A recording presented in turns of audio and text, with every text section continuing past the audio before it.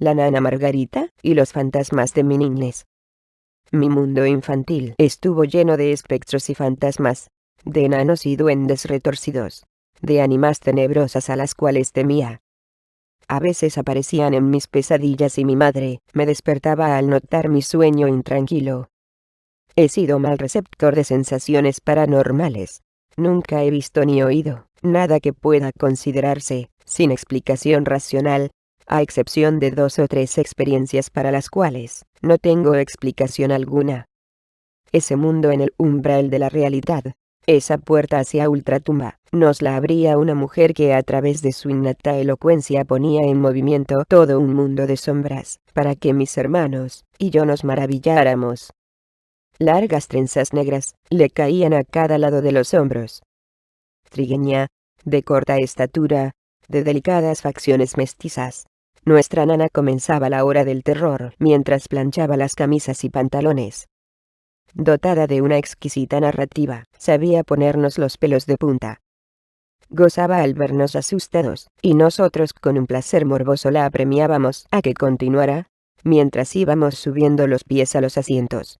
No fuera a ser que las ánimas del purgatorio nos tiraran de ellos.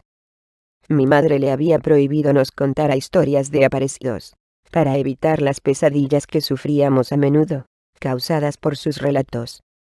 Cuando sentía sus pasos, acercándose al cuarto de planchado, ella con gran habilidad la engañaba cambiando el tema hacia la inocente Caperucita Roja, o hacia la Cenicienta.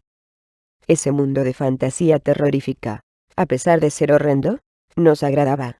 Nos hacía pensar en el otro lado oscuro que solo ella nos lo presentaba con lujo de detalles, y cuanto más asustados estuviésemos ella, más gozaba y reía de sus mismos cuentos con una risita tímida. Si Margarita hubiera estudiado habría sido la Marisella y colombiana, porque extraía e improvisaba personajes y situaciones de su propia imaginación con una facilidad asombrosa.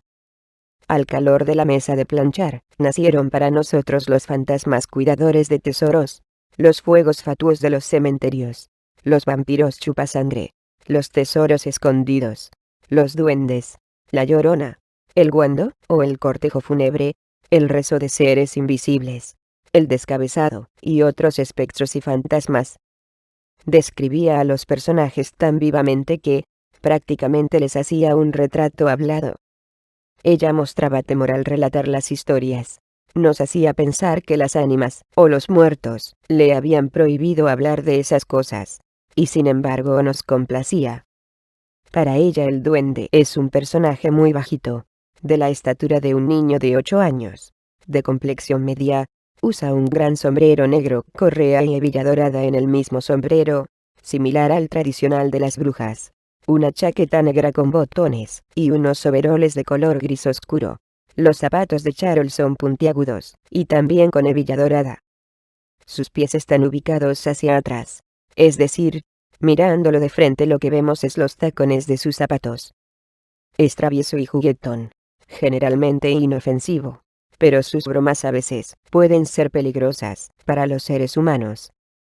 Le gusta divertirse haciendo intrincadas trenzas a la crin de los caballos, tirando piedras, o moviendo platos, encerrando gente en cuartos oscuros, apagando y prendiendo luces, llamando a las personas por su nombre, como si fuera un familiar, y otras cosas más. En otras palabras, el duende es un fantasma juguetón. La Llorona se lamentaba por la muerte de su novio ocurrida el mismo día de la boda. El desgraciado incidente la trastornó. Se volvió loca de remate. Mientras vivió buscaba a su novio por todas partes, hasta que un día, cansada de su infructuosa búsqueda, entregó su alma al Señor. Pero su muerte, que podría interpretarse como una liberación de su desgraciado destino, no calmó a la infortunada novia, y esa misma noche sus familiares, llenos de espanto, observaron su espectro vagar por las inmediaciones de su casa y así, la vieron noche tras noche buscando también por la avenida del cementerio. La Llorona viste completamente de blanco en traje nupcial, y siempre llama a su novio. Se aparece a todos los hombres que van solitarios por los caminos y sobre todo a los borrachos que caminan por la vía del cementerio, desde una cantina llamada La Última Lágrima, hasta las inmediaciones del Campo Santo. También los asusta un impresionante mastín que sale súbitamente, no se sabe de dónde, mostrando amenazantes colmillos, poniendo los pelos de punta con su ferocidad. Ciertamente, parece una figura fantasmal salida del Averno. Pero no, no es un espectro, es de carne y hueso. Es Dólar, el perro del maestro Aranda, el viejo latonero, merodeando por las inmediaciones de la Última Lágrima. En una ocasión Guillermo Torres y yo salimos de allí, alrededor de las 2 de la mañana con nuestras guitarras al hombro, cuando el enorme perro pardo nos cortó el paso. Le dije a Guillermo: sigamos caminando derecho, como si no existiera, no le des importancia.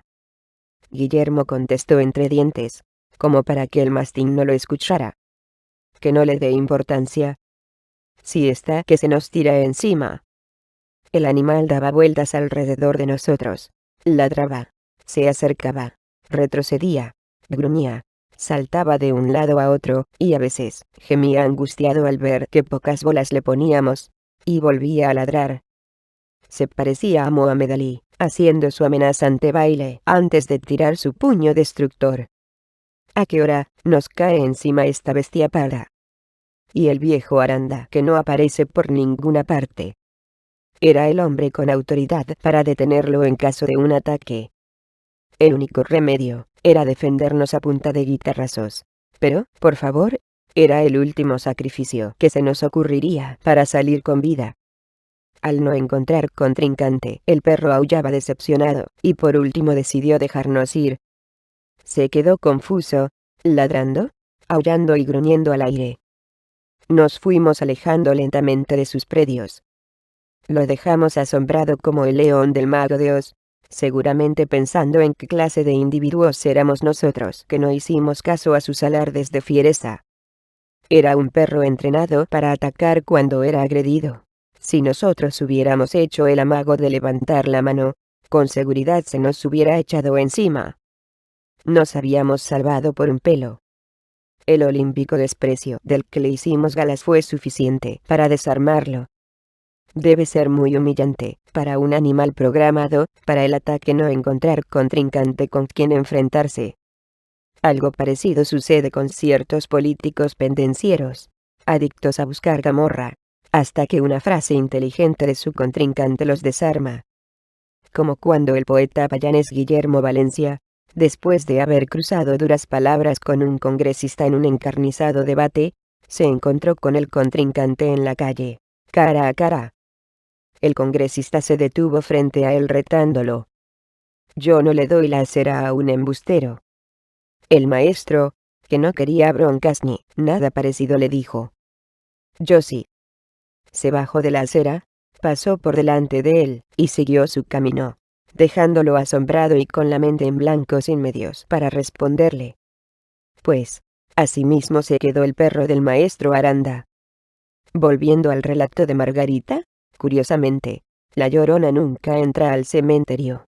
Se esfuma antes de llegar a la puerta enrejada. La Llorona no acepta la muerte de su novio, por lo tanto, no lo quiere buscar entre los muertos. Lo buscará siempre entre los vivos, en la avenida del cementerio, desde la última lágrima, hasta que su energía psíquica se desvanezca. Debo apuntar también que su voz se oye cuando hay sonido de fondo, por ejemplo ruido continuado de un motor, o de agua. En completo silencio gesticula, pero no emite ningún ruido. Al parecer los fantasmas necesitan una especie de sonido modulador para que su voz sea audible. Este fenómeno podría ser objeto de investigación parapsicológica. Su rostro tiene la palidez de los muertos y sus ojos lloran sangre. Con sus manos largas y huesudas, y sus brazos extendidos, está lista a dar un abrazo macabro a los hombres que se encuentra por el camino. Su aliento hediondo a huevos podridos es frío como las tumbas. Antes de aparecer, la víctima siente un escalofrío que le recorre la médula de los huesos. El aire se enrarece, y un acre y pesado olor se siente en el ambiente. La Llorona de Margarita no era como la de otros países que recogen esa misma leyenda. En México, la mujer ahoga a sus hijos en venganza por la traición de su marido y después pone fin a su propia vida. Luego, arrepentida, vaga buscándolos diciendo: ¡ay, Mis hijos. Ay, mis hijos. Las personas que oyen ese lamento dicen que es estremecedor. A pesar de existir leyendas muy criollas referentes a espectros y fantasmas, regadas por todo el territorio colombiano, muchas son de origen español adaptadas de una u otra manera, como el guando, un cortejo fúnebre de seres encapuchados que llevan un féretro en procesión, muy parecida a los encapuchados de la Santa Muerte, manifestándose en varios lugares de España con las mismas consecuencias de la pronta muerte de quien los observa. La vida moderna ha hecho que estas leyendas de las cuales se nutre la superstición callejera hayan mermado. No son leyendas urbanas, son más abundantes en el campo. Más bien los fenómenos poltergeist se desarrollan con mayor frecuencia en las ciudades. Son interesantes estos fenómenos y dignos de anotar, porque forman parte del folclore de cada país. Por ejemplo, ya se sabe que los fenómenos poltergeist son causados por alguna persona que no sabe que los causa. Son fenómenos que la ciencia un día aclarará, estoy completamente seguro.